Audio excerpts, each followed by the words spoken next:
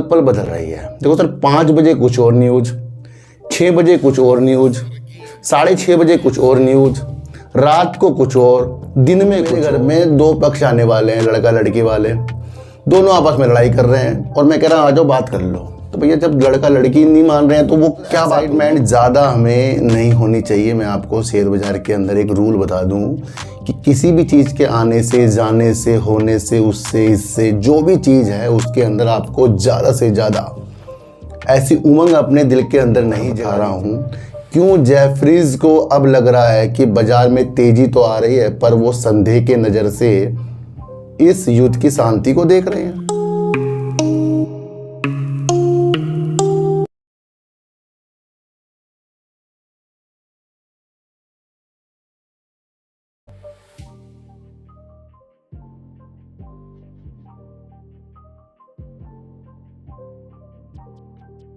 नमस्कार, मैं स्वागत करता हूं आपका अपने ही चैनल पर जिसका नाम है सार्थक बाजार से। आज हम बात करेंगे जियो का आईपीओ होने वाला है, जो भारत का सबसे बड़ा आईपीओ होने वाला है। लगभग 35,000 करोड़ से 40,000 करोड़ में खुलने की उम्मीद है और इससे निवेशक काफ़ी एक्साइट है। तो सर, एक्साइटमेंट ज़्यादा हमें नहीं होनी चाहिए। मैं आपको शेयर बाज़ार के अंदर एक रूल बता दूं कि किसी भी चीज़ के आने से, जाने से, होने से, उससे, इससे, जो भी चीज़ है उसके अंदर आपको ज़्यादा से ज़्यादा ऐसी उमंग अपने दिल के अंदर नहीं जगानी चाहिए जिससे आपको लगे कि सब कुछ बहुत अच्छा हो रहा है, बहुत बढ़िया हो रहा है। बिल्कुल ऐसा बाज़ार में नहीं चलता। आप अपने व्यापार में, जो आप अपना व्यापार कर रहे हैं ना, उसमें ये चीज़ें कर सकते हैं उमंग वाली, क्योंकि वहाँ पर आपको चाहिए एक्साइटमेंट, बहुत बढ़िया चाहिए ताकि आप एनर्जी से बने रहें। पर वही उल्टा अगर आप शेयर बाज़ार में एनर्जी के साथ उतरे ना, ध्यान रखना पैसा डूबेगा। तो अगर जियो का आईपीओ आ रहा है, वाकई वो सबसे बड़ा है, और अगर आपका 1-2 लग भी जाए तो उससे आप कितना कमा लोगे। चीज़ें ये हैं कि एक चीज़ लिस्ट होने वाली है और वो फिर बाज़ार में उसमें क्या होगा, कामकाज होगा, ट्रेडिंग होगी। तो कोई भी जब अपना आईपीओ लाता है तो वो हम जैसे निवेशक, बड़े निवेशकों से पैसा इकट्ठा करता है और उस पैसे को और ज़्यादा बढ़ाता है। तो आपको समझना है कि कंपनी कैसी है, कंपनी अच्छी है, बेकार है। मुझे इस आईपीओ में भाग लेना चाहिए, वो तो लेना ही चाहिए, बड़ी कंपनी है।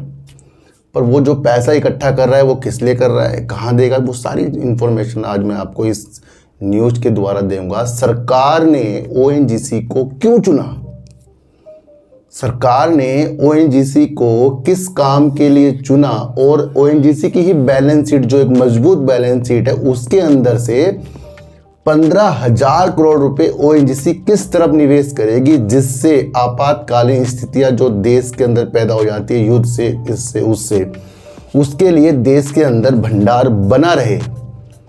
तो उसके लिए पहली बार ओएनजीसी को चुना है। तो उस पर प्रकाश डालेंगे। दूसरा प्रकाश डालेंगे हम युद्ध पर। तो इन सारी चीज़ों को आज हम लेकर चलेंगे। देखो सर, युद्ध पर मैं निरंतर बात कर रहा हूँ और युद्ध की स्थितियाँ आपको लगातार बता रहा हूँ। क्यों जेफरीज को अब लग रहा है कि बाज़ार में तेज़ी तो आ रही है, पर वो संदेह के नज़र से इस युद्ध की शांति को देख रहे हैं। और कुछ भी चीज़ें आई, उन सब में आज मैं आपको चीज़ें समझाऊंगा। सबसे पहले बात हो रही थी एक्साइटमेंट की, यानी कि आपको कितना एनर्जी आपके अंदर पैदा हो रही है शेयर बाज़ार के अंदर आप पैसा कमाने की। देखो सर, आप पिछला रिकॉर्ड उठा लो अपना, आप किसी से पूछो मत, अपना पिछला रिकॉर्ड उठाओ, जहाँ जहाँ आपके अंदर एनर्जी आई है, क्या आपने पैसा कमाया है या गंवाया है। सोचो कि कितनी ऐसे इवेंट बाजार के अंदर हुए हैं जहां से धमाके होने की उम्मीद थी। तो उन चीजों से क्या आपने एक्साइटमेंट आकर, यानी कि बहुत बढ़िया, बहुत अच्छा लग रहा था आपको कि ये युद्ध रुकने वाला है, तो आप उसके अंदर निवेश होंगे, क्योंकि पहले ही सब कुछ गिरा पड़ा है। तो क्या हुआ वहां, क्या कुछ कमा पाए हम?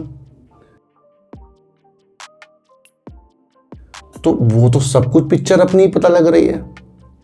युद्ध की स्थिति पल पल बदल रही है। देखो सर, 5 बजे कुछ और न्यूज़, 6 बजे कुछ और न्यूज़, 6:30 बजे कुछ और न्यूज़, रात को कुछ और, दिन में कुछ और। स्विट्जरलैंड में ये होने वाला है, स्विट्जरलैंड में नहीं होगा, अब हम एक भी पैसा नहीं देंगे ईरान को, फिर कह रहे हैं शांति होने वाली है। इजराइल और लेबनान आपस में लड़ रहे हैं, वो भी अब शांति के लिए मान गए हैं, ऐसी न्यूज़ भी आ रही है। तो एक चीज़ मैं आपको बता दूं, इस युद्ध पर भरोसा मत करो आप, ये आपको खुद ब खुद मंडे पता लगेगा। युद्ध की चाल से निवेश करना संकट में पड़ जाएंगे, क्योंकि मैंने आपको पहले भी कहा था, ईरान, अमेरिका, इजराइल स्टेटमेंट देके सो जाते हैं, उनका देश सो रहा है, पर न्यूज़ आई जा रही है। उससे क्या अनुमान लगाओ कि एक पल तो डोनाल्ड ट्रंप कहते हैं कि सब कुछ अच्छा हो गया, दूसरी तरफ निकल कर आता है कि जेफरीज को संदेह हो गया, तीसरी तरफ निकल कर आएगी फिर स्विट्जरलैंड में बात हो जाएगी। तो आप कहाँ अपने को पक्का कर सकते हो यहाँ बाजार में? बिल्कुल भी नहीं कर सकते। तो इस युद्ध को आपको बड़ी शांतिपूर्वक देखना है, क्योंकि ज़्यादा से ज़्यादा चीज़ें स्टेटमेंट के द्वारा बाजार में आपको दिख रही है। तो जब स्टेटमेंट के द्वारा बाजार में कुछ चीज़ें दिखती है तो उस पर अपनी कुछ भी चीज़ करने से पहले 100 बार आपको सोचना है। क्यों? क्योंकि आज एक स्टेटमेंट पर आपका निवेश हुआ, दूसरे पल ही वो स्टेटमेंट था उसका उलट हो गया, तो आप किस तरफ जाएंगे? तो हमें क्या करना पड़ता है? शांत रहना पड़ता है, चाल देखनी पड़ती है ना। तो काफ़ी लोग तो कह रहे हैं कि ये युद्ध जो स्टेटमेंट पे चल रहा है, डोनाल्ड ट्रंप ने इतने ट्रेड कर रखे थे इस चीज़ के साथ, कभी ये कभी वो बोल कर बाजार गिरते जा रहे हैं। एक चीज़ अच्छी होती है तो दूसरा निवेशक निकल कर आ जाता है, कुछ बोलने के लिए विश्लेषक निकल कर आ जाता है। तो ये भी हमारे संकट की चीज़ें हैं। यूएस ईरान डील से दुनिया भर के मार्केट में तेजी, लेकिन अभी रिस्क खत्म नहीं हुआ है, जेफरीज की रिपोर्ट है। बहुत बड़ी रिपोर्ट के साथ उसने ये सारी चीज़ें बता दी। देखो सर, उसका साफ साफ कहना है कि ईरान के आगे अमेरिका झुक गया है। साफ साफ इस न्यूज़ का ये फ़ायदा है, मतलब फ़ायदा क्या, ये निष्कर्ष है कि जेफरीज ने ये कहा है कि अमेरिका जो जनता है इस जो भी डोनाल्ड ट्रंप कर रहे हैं उसके खिलाफ है। 60% से ज़्यादा खिलाफ की तरफ चीज़ें बढ़ रही हैं। तो ये आप समझकर चल सकते हैं। इस रिपोर्ट में कहा गया है कि डील में पल्ला ईरान की तरफ झुका हुआ दिख रहा है। अमेरिका सरकार की सिक्योरिटी डिपार्टमेंट को ये नागवार गुजर रहा है। तो अमेरिका के अंदर से ही चीज़ें डोनाल्ड ट्रंप के लिए निगेटिव हो रही है। अमेरिका ईरान के बीच डील की खबर से इस सप्ताह दुनिया भर के बाजारों में तेजी देखी। मध्य पूर्व में तनाव घटने की उम्मीद से क्रूड ऑयल की ये सारी चीज़ें होगी। फिर भी ब्रोकरेज फर्म का मानना है कि इस डील के टिकने को लेकर अनिश्चितता बनी हुई है। तो जब इतना बड़ा ब्रोकरेज फर्म ये चीज़ें कहे तो कुछ ना कुछ चीज़ें हो रही हैं। डील में ईरान को मिली है कई बड़ी रियायतें, आप यहाँ समझ कर चल लेना, और वो सारी की सारी ईरान की तरफ ही पल्ले झुक रही है। बातचीत के लिए तय 60 दिनों की अवधि में उस पर प्रतिबंध हटाने की भी बात की गई है। तो काफ़ी ऐसी चीज़ें हैं जहां पर उसको रियायत अच्छी से खासी दी गई है। जो उसका पैसा रुका हुआ है उसको भी छोड़ने की अनुमति है, और 60 दिन बाद तो पूरी पाबंदी हटाने की स्थितियां भी हैं। तो ये सारी स्थितियां जेफरीज को लग रही है, भैया ये तो ईरान ही इसके अंदर दबाव बनाकर बैठा है, तो इससे अमेरिका की जो जनता है फिर युद्ध किस बात का हुआ। ये एक इस चीज़ की निष्कर्ष है इस न्यूज का। डील अमेरिकी पॉलिसी में बड़े बदलाव का संकेत है। अगर ये डील अपने मौजूदा स्वरूप में लागू होती है तो इसका मतलब है कि ईरान को लेकर अमेरिका की पॉलिसी में बड़ा बदलाव आया है। इसका मतलब ये भी है कि मध्य पूर्व को लेकर अमेरिका का पुराना रुख अब कमज़ोर पड़ रहा है, यानी कि अब वहाँ जो इनका दबदबा था अब कमज़ोर पड़ रहा है। ये जेफरीज कह रहा है भैया ये युद्ध विराम ऐसे समय हुआ है जब अमेरिका राष्ट्रपति डोनाल्ड ट्रंप राजनीतिक रूप से संवेदनशील दौर से गुजर रहे हैं, यानी कि राजनीतिक तौर पर यानी अपने यहाँ पर ही अपनी जनता के द्वारा ही और वहाँ की सिक्योरिटीज़ के द्वारा ही टेंशन में आते हुए सारी चीज़ें दिख रही हैं। तो ये वो सारी चीज़ें हैं जहाँ जेफरीज को लग रहा है कि कहीं ना कहीं ट्रंप के खिलाफ तेज़ी से बढ़ रहा असंतोष है जो वहाँ की जनता है, जो 60% से ज़्यादा है जो डोनाल्ड को पसंद नहीं करने वाले हैं। दूसरा अगर बताऊँ डील के सफल होने पर जेफरीज को संदेह, ये मैंने आपको बता ही दिया सारी की सारी चीज़ें। तो यहाँ से आपको निष्कर्ष देखना है कि अब जेफरीज की रिपोर्ट आई है तो आपको वेट करना है भैया, इसमें कुछ ख़त्म और कुछ शुरू नहीं हुआ है। सबसे पहले आप ये समझो। एक और चीज़ देखो, लेबनान में इजराइल हिजबुल्लाह तनाव के बीच स्विट्जरलैंड ने अमेरिका ईरान वार्ता की मेज़बानी करने की इच्छा जताई है। जब दो देशों के बीच शांति वार्ता स्विट्जरलैंड के अंदर एक अहम मुद्दों पर होने वाली थी तो वहाँ पर कुछ चीज़ें स्थगित हुई। वो इसलिए हुई है क्योंकि इजराइल हमले कर रहा है। अब स्विट्जरलैंड तो ये कह रहा है, इसे पॉजिटिव मत समझना, इसका मतलब ये है कि स्विट्जरलैंड कह रहा है कि हम आपकी शांति की जो भी आप कर रहे हो मेजबानी करेंगे, उसको गुप्त रखेंगे, आप सब चीज़ आकर यहाँ कर लो जो आपको हस्ताक्षर करने जो भी करने हैं। पर स्विट्जरलैंड का ये कहना, क्या ईरान इजराइल को मनाना हो गया क्या? वहाँ जब जाएंगे मेजबानी तो वैसे ही कर लेगा। कोई इस न्यूज़ में कोई इम्पोर्टेंट नहीं दिख रहा है आपको। मान लो मेरे घर में दो पक्ष आने वाले हैं, लड़का लड़की वाले, दोनों आपस में लड़ाई कर रहे हैं और मैं कह रहा हूँ आ जाओ बात कर लो, तो भैया जब लड़का लड़की नहीं मान रहे हैं तो वो क्या बात होगी, समझ रहे हैं? तो ये जो चीज़ है, कह रहा है कि स्विट्जरलैंड आ जाओ जी, मैं आपकी बंदोबस्त पूरा कर दूंगा। कुछ भी वैल्यू नहीं इस न्यूज़ की, आप ये समझ लेना। अच्छा, ये सारी चीज़ें जो हो रही है ना, ये टाइम देख लो, ये वाली न्यूज़ आई है 5:05। दूसरी न्यूज़ इसके बाद एक और आ गई 6:26 पर। अमेरिका ईरान युद्ध का लाइव अपडेट। इजराइल का कहना है कि हिजबुल्लाह ने 50 से अधिक मिसाइलें दागी और उसने ज़बरदस्त जवाबी कार्रवाई की कसम खाई। 50 मिसाइलें दाग दी और स्विट्जरलैंड कह रहा सब कुछ सही हो गया है, आ जाओ बात कर लो। क्या मकसद है? 2 पलट बाद सब कुछ अलग अलग हो रहा है। भैया वॉच कीजिए, देखिए कि बाजार के अंदर होता क्या है। सबसे पहले आपको ये समझकर चलना पड़ेगा। देखो सर, भारत का सबसे बड़ा आईपीओ आने वाला है। देखो मैंने युद्ध के बारे में आपको सब समझा दिया।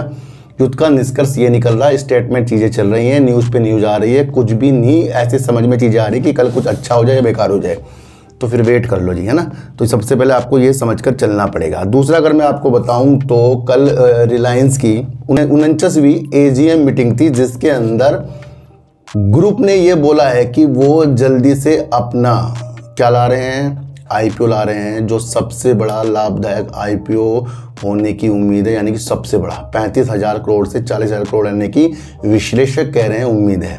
अब इससे आप उत्साहित क्यों हो रहे हैं ये आप समझो पहले। देखो सर, सबसे पहले मैं आपको एक चीज़ बताऊं कि वो तो अपनी स्थितियों के साथ अपने आईपीओ को लाएंगे और उससे पैसा इकट्ठा करेंगे, चाहे वो कर्ज उतारे, ऋण उतारे जो उन्होंने ले रखे हैं, या अपने काम पर लगाएं।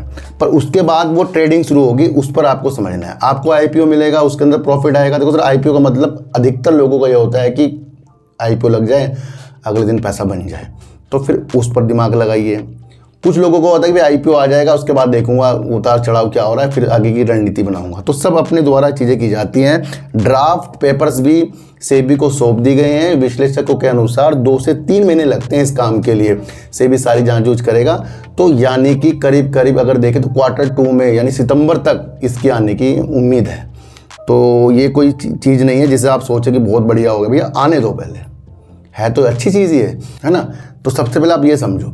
अच्छा, अब इस जो पैसा प्राप्त होगा जियो उसके लिए करेगा क्या, मेन मुद्दा आप ये भी समझ कर चलो। जियो प्लेटफॉर्म ने आईपीओ से प्राप्त आय से $3 अरब का कर्ज कम करने की योजना बनाई है। यानी जो पैसा इकट्ठा होगा उसका कुछ पैसा वो कर्ज उतारने में लगेगा जो उसने ले रखा है। जियो प्लेटफॉर्म का जो ये जियो का आईपीओ है, दूरसंचार वाला, टेलीकॉम वाला आईपीओ है, देश की तो सबसे बड़ी कंपनी यही है और सबसे ज़्यादा ये रिलायंस इंडस्ट्री में योगदान देती है अपने रेवेन्यू और अपने प्रॉफिट का।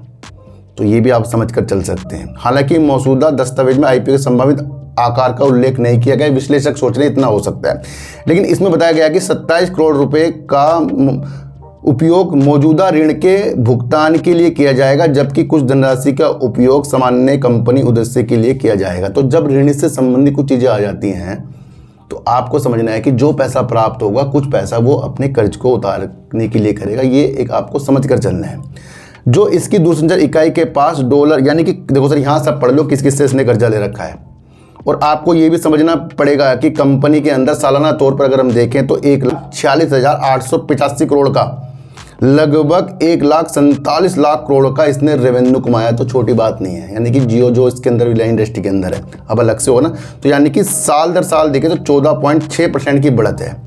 और अगर आप क्वार्टर दर क्वार्टर देखें और सालाना अगर इसका प्रॉफिट देखेंगे तो 30,000 करोड़ रुपए करीब का है।